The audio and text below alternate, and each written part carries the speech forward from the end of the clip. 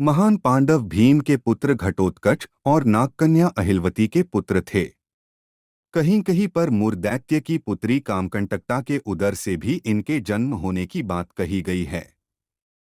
बर्बरीक और घटोत्कच के बारे में कहा जाता है कि ये दोनों ही विशालकाय मानव थे।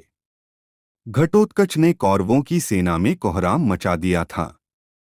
आखिरकार कर्ण ने उस अस्त्र का उपयोग किया जिसे वे अर्जुन पर चलाना चाहते थे और घटोत्कच मारा गया।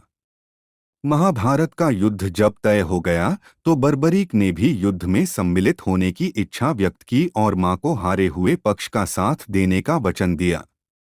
बर्बरीक अपने नीले रंग के घोड़े पर सवार होकर 3 बाण और धनुष के साथ कुरुक्षेत्र की रणभूमि की ओर अग्रसर हुए।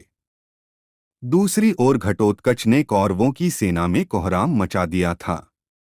वह इतना विशालकाय था कि एक रथ को लात मारकर कई मीटर पीछे धकेल देता था। वह अपने पैरों से ही कुछ सैनिकों को कुचलकर मार देता था।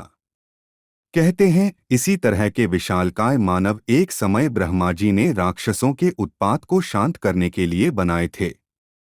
बाद में वे ही मानव राक्षस प्रवृत्ति के बन बैठे, तब भगवान शंकर ने उन सभी को नष्ट कर दिया।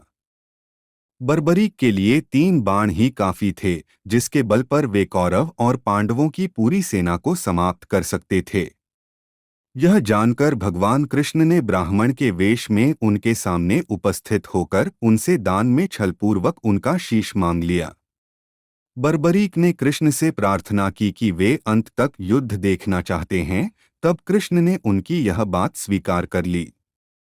फाल्गुन मास की द्वादशी को उन्होंने अपने शीश का दान दिया। भगवान ने उस शीश को अमृत से सींचकर सबसे ऊंची जगह पर रख दिया ताकि वे महाभारत युद्ध देख सकें। उनका सिर युद्धभूमि के समीप ही एक पहाड़ी पर रख दिया गया, जहां से बर्बरीक